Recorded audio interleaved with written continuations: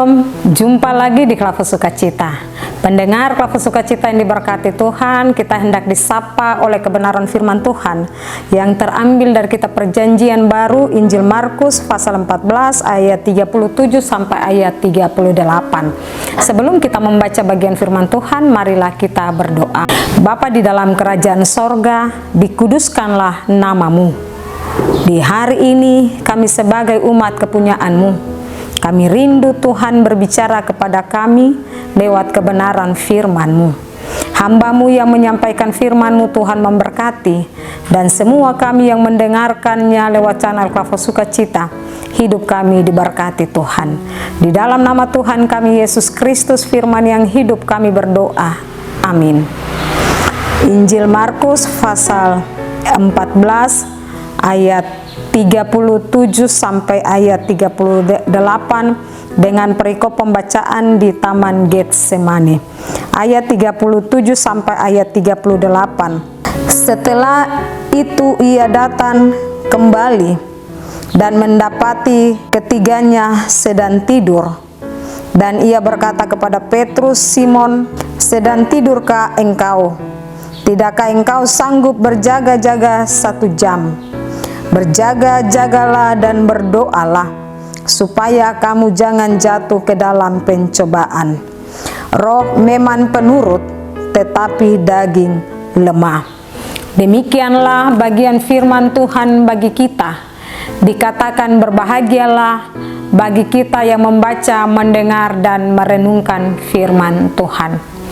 Bapak Ibu kekasih Tuhan, kita bersyukur kepada Tuhan karena kasih-Nya begitu nyata di setiap hidup kita. Ketidaktaatan kita, tetapi Allah di dalam Tuhan kita Yesus Kristus taat setia, menjaga, memelihara, dan memberkati hidup kita. Bagian firman Tuhan kita di hari ini Injil Markus 14 ayat 37 sampai ayat 38 dengan perikop atau judul atau tema berjaga dan berdoalah. Tema kita berjaga dan berdoalah.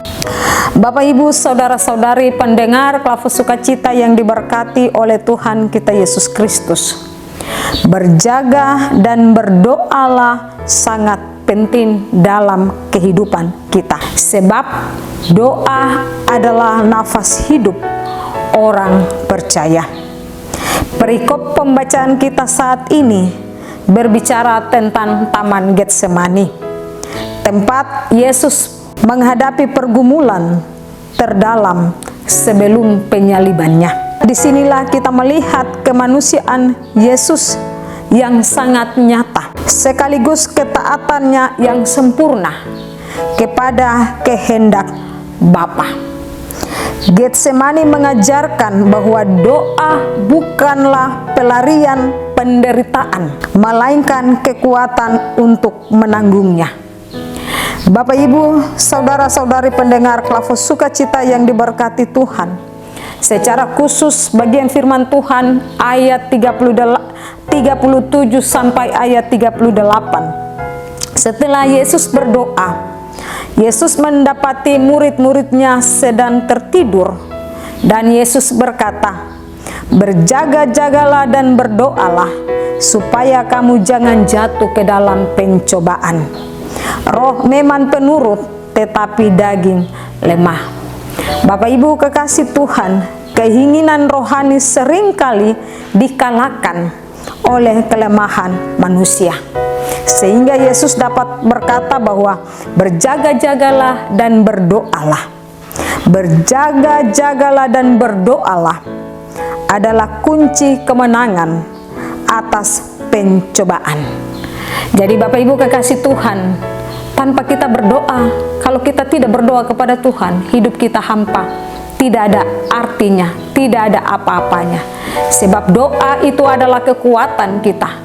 Bukan saat kita terpuruk baru kita datang berdoa, tetapi tiap-tiap hari dalam hidup kita, kita harus membangun kesadaran kita akan Tuhan.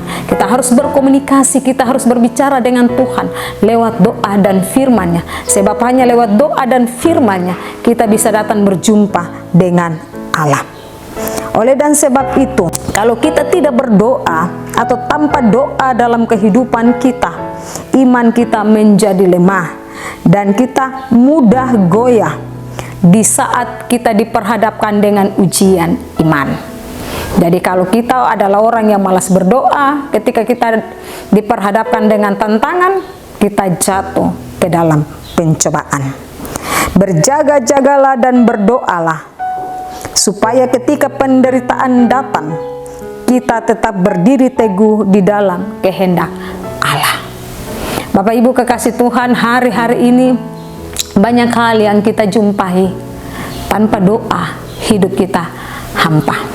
Sebab doa adalah nafas hidup kita dengan Tuhan. Kalau kita tidak berkomunikasi dengan orang lain, pasti kita rasa hidup kita ini agak lain. Demikian, kalau kita tidak berdoa, kalau kita tidak berbicara dengan Tuhan, pasti kita merasa hidup ini kering, tidak ada artinya. Sama seperti kalau hari ini dalam segala aktivitas kita, tanpa kita meminum sedikit air, pasti kita mengalami kekeringan dalam hidup ini. Demikian tanpa firman Tuhan dalam hidup kita, tanpa doa, hidup ini tidak ada artinya, hidup ini tidak ada apa-apanya. Oleh sebab itu, mari kita belajar bangun kesadaran kita akan Tuhan. Yesus saja berdoa kepada Allah Bapa di sorga, apalagi Bapak Ibu dan saya yang memiliki keterbatasan ini. Marilah setiap saat kita terus membangun hubungan kita yang baik dengan Tuhan, hanya melalui doa dan firman-Nya. Tuhan memberkati Bapak Ibu dan saya lewat firman-Nya. Amin. Mari kita berdoa. Kami bersyukur kepadamu Tuhan, karena hari ini kami boleh mendengarkan firman-Mu. Biarlah dari firman-Mu kami terus mau belajar taat dan setia kepada Tuhan. Belajar untuk terus berbicara kepada Tuhan lewat doa dan lewat firman. Dan hamba percaya sungguh dari firman kami diberi hikmat dan pengenalan akan Tuhan, sehingga kami memahami tujuan hidup kami sesungguhnya. Ketika Yesus ada dalam penderitaan, Yesus berada di Taman Getsemani dan berdoa kepada Allah Bapa di sorga. Biarlah kami terus juga dalam hari-hari hidup kami berdoa. Doa bukan tempat pelarian kami, tetapi doa adalah kekuatan bagi kehidupan kami yang percaya kepadamu. Semua kami yang mendengarkan firman Tuhan lewat channel Kafa Sukacita, Tuhan memberkati di setiap kehidupan kami. Di dalam nama Tuhan kami Yesus Kristus kami berdoa dan bersyukur. Amin. Shalom.